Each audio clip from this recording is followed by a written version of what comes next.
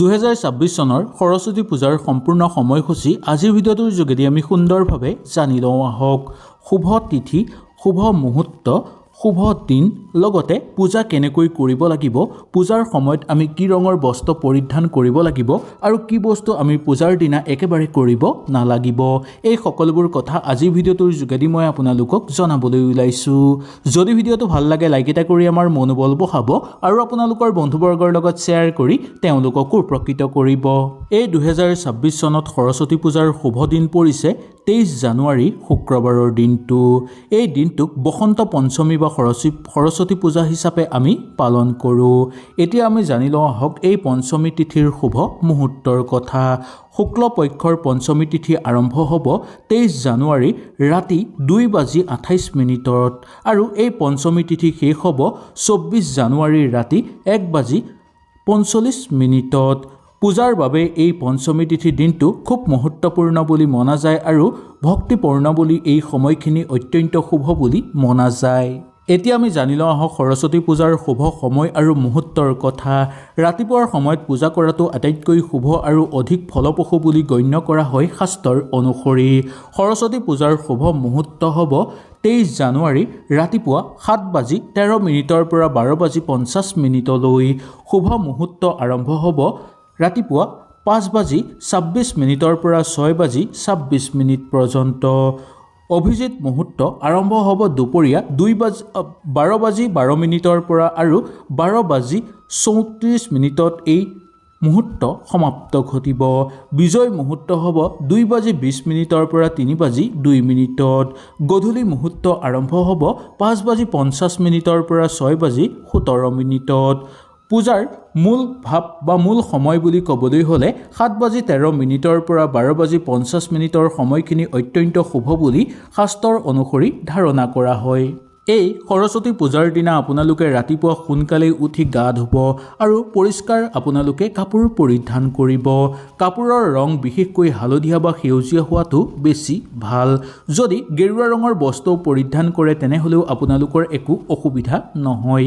ইয়াৰ বিপৰীতে ৰঙা ৰঙৰ পৰিধান কৰিব পাৰিব, কিন্তু একেবাৰে কাৰা ৰং বা একেবাৰে ক'লা ৰঙৰ বস্ত্ৰ আপোনালোকে এইদিনা পৰিধান কৰাটো অশুভ বুলি মনা গৈছে।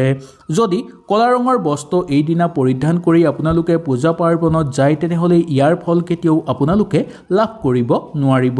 এইদিনা পৰাপক্ষত হালধীয়া ৰং বা সেউজীয়া ৰঙৰ বস্ত্ৰ পৰিধান কৰিবলৈ আপোনালোকে যিমান পাৰে চেষ্টা কৰিব।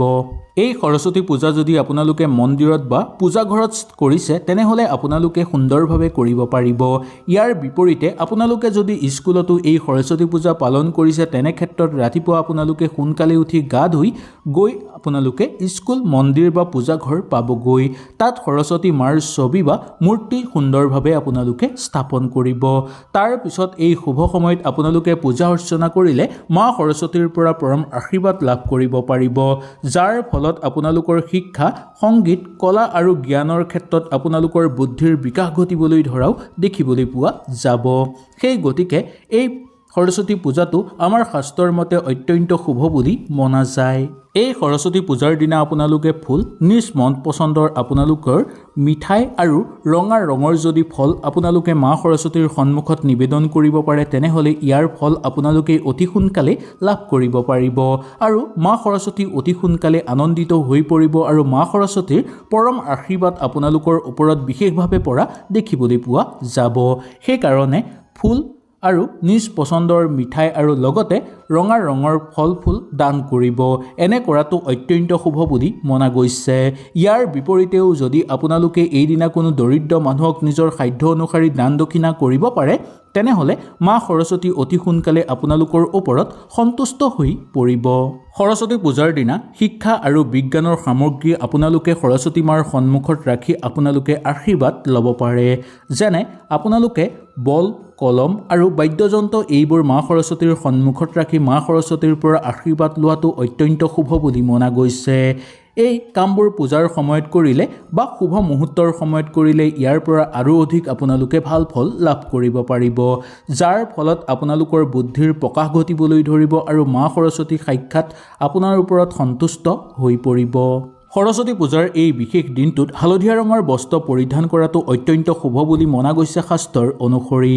শিক্ষা অনুষ্ঠান, সংগীত অনুষ্ঠান, কলা অনুষ্ঠান আৰু জ্ঞানৰ অনুষ্ঠানসমূহত অনুষ্ঠিত কৰা হয় অনুষ্ঠান আৰু লগতে প্ৰতিষ্ঠানসমূহতো পূজা অৰ্চনা কৰা দেখিবলৈ পোৱা যায়।